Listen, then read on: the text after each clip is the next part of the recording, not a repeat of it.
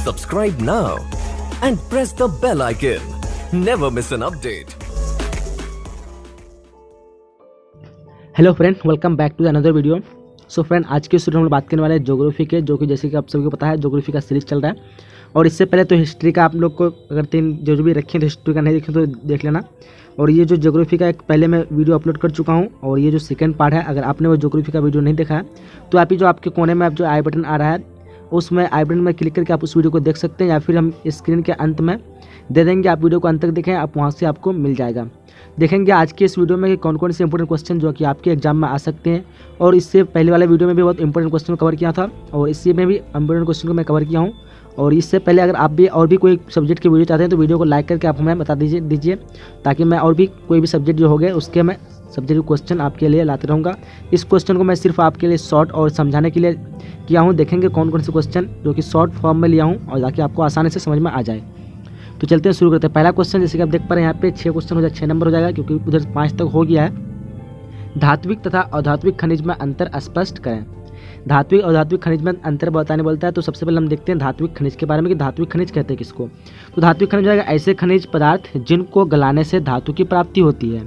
ऐसे खनिज पदार्थ जिनको गलाने से धातु की प्राप्ति होती है उसे हम कहते हैं धात्विक खनिज कहते हैं। दूसरा पॉइंट इसका हो जाएगा तांबा, लोहा, तांबा, बॉक्साइट आदि जो है धात्विक खनिज कहलाती है। सब धात्विक खनिज का उदाहरण हो जाएगा। दूसरा आपका हो जाएगा ये खनिज प्राय अग्निय चट्टान में पाए जाते हैं। इसका जो तीसरा पॉइंट हो जाएगा ये खनिज प्राय अग्निय चट्टान में पाए जाते हैं। तो ये आपका ये हो जाएगा। अब इसी तरह इसका विपरीत अधात्विक खनिज का हो जाएगा 3 पॉइंट। ऐसे खनिज जिनको गलाने पर धातु की प्राप्ति नहीं होती है उसे हम क्या कहते हैं, अधात्विक खनिज कहते हैं। दूसरा पॉइंट हो जाएगा कोयला, संगमरमर, पोटास, उसके बाद आदि क्या हो जाएगा, अधात्विक खनिज है। उसके बाद तीसरा पॉइंट हो जाएगा ये खनिज प्राय तलछटीय चट्टान में पाए जाते हैं। तो ये रहा इन दोनों का अंतर, और ये 3 पॉइंट जो आपके लिए बहुत ही आसान से भाषा है और ये आप आसानी से समझ सकते हैं। अब चलते हैं अगले नंबर क्वेश्चन की तरफ। और अगला क्वेश्चन हम लोग का है कि पार महाद्वीप रेल मार्ग क्या होता है। पार महाद्वीपीय रेल मार्ग क्या होता है, इसके बारे में थोड़ा आपसे लिखना है। तो सबसे पहले देखते हैं इसका डेफिनेशन क्या हो जाएगा। पार महाद्वीप रेल मार्ग ऐसी रेल मार्ग है जो पूरे महाद्वीप से होकर गुजरती है। ये रेल मार्ग ऐसी है जो जितने भी महाद्वीप है सभी महाद्वीप से होकर के गुजरती है। अब देखते हैं इसका निर्माण क्यों किया गया था। तो इसका निर्माण किया था आर्थिक राजनीतिक कारणों से विभिन्न दिशाओं में लंबी यात्रा की सुविधा प्रदान करने के लिए किया गया था। ये जो इसका निर्माण जो मुख्य था आर्थिक और राजनीतिक तथा विभिन्न देशों की लंबी यात्राओं को सुविधा प्रदान करने के लिए इसका निर्माण किया गया था। अब इसके उदाहरण देखते हैं कौन कौन से इसके उदाहरण है। तो हो जाएगा आपका ट्रांस साइबेरियन रेल मार्ग, कैनेडियन पैसिफिक रेल मार्ग तथा ट्रांस ऑस्ट्रेलियाई रेल मार्ग। ये जो है इस पार महाद्वीप रेल मार्ग के उदाहरण है। तो इसका क्वेश्चन इस तरह आपका आए तो इस तरह का आंसर हो जाएगा। अब चलते हैं अगले क्वेश्चन की तरफ, जो कि हम लोग का 8वां क्वेश्चन है कि पोताश्रय और पत्तन के बीच अंतर स्पष्ट करें। पोताश्रय और पत्तन के बीच आपको अंतर स्पष्ट करने बोलता है। तो इसका अंतर क्या हो जाएगा, देखते हैं। सबसे पहले समुद्र जल का वह क्षेत्र है जो खुले सागर से सुरक्षित रहता है। समुद्र में जो जल होता है उसका वह क्षेत्र है जो खुले सागर से सुरक्षित रहता है। ऐसे क्षेत्र में जहाज लंगर डालते तथा समुद्री तूफान से सुरक्षित रहते हैं। कहने का मतलब, मान लीजिए सपोज है यहाँ पे एक समुद्र है ये, और इस समुद्र से अचानक कोई इधर ऐसे भर गया और फिर ऐसे है। अब यहाँ पे पूरा पानी भरा हुआ है और ये वाला जो क्षेत्र रहेगा इस वाले क्षेत्रों को हम लोग कहते हैं पोताश्रय। ये वाला आपका हो जाएगा पोताश्रय क्षेत्र, इस क्षेत्र को। अब दूसरा आपका डेफिनेशन है यहाँ पे कि पत्तन के बारे में, और इसी तरह दूसरा डेफिनेशन इसका पत्तन को जाएगा, जबकि पोताश्रय सहित नगर को पत्तन कहते हैं। अर्थात जिस तरह कोई रेलगाड़ी प्लेटफॉर्म पर आकर रुकती है ठीक उसी प्रकार जहाज पत्तन में आकर रुकती है। इसका ये मान लीजिए जैसे हम समुद्र यहाँ पे जैसे बनाए थे जैसे मान लीजिए कि यहाँ पे समुद्र हो गया।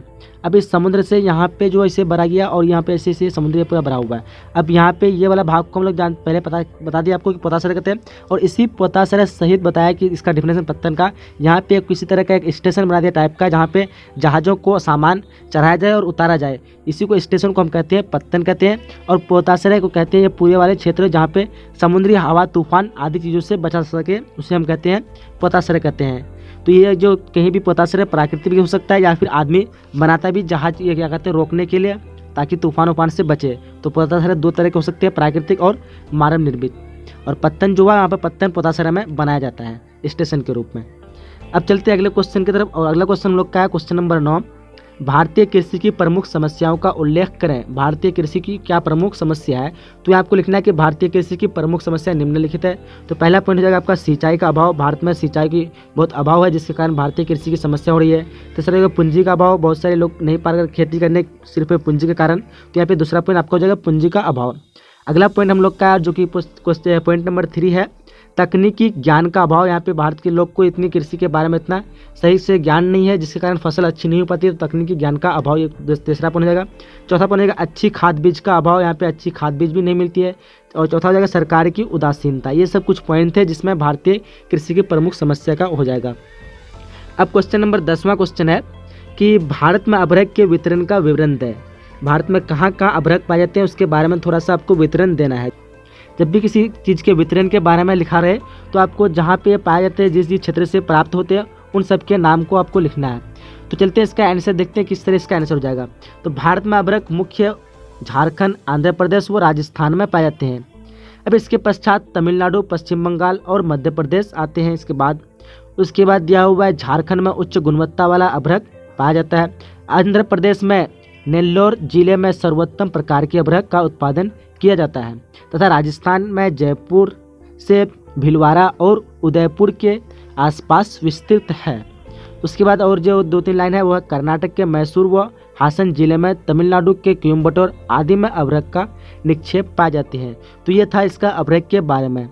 तो यहाँ तक 10 क्वेश्चन था, 10 क्वेश्चन कवर हो गया। अगर आप और भी वीडियो चाहते हैं तो वीडियो को लाइक करके हमें बता दीजिए और दोस्तों के साथ जिसको भी शेयर करना है शेयर कर दीजिए। और जैसे कि मैं आपको बताया था कि इसमें आपको जो अगले वाला पार्ट नहीं देखें तो आपकी स्क्रीन में भी जो आ रहा है वो अगले वाला पार्ट है, उसको टच करके आप उस वीडियो को भी देख सकते हैं। तब तक के लिए मिलते हैं हम अगले वीडियो में। जब तक के लिए जय हिंद, जय Bharat and thanks for watching.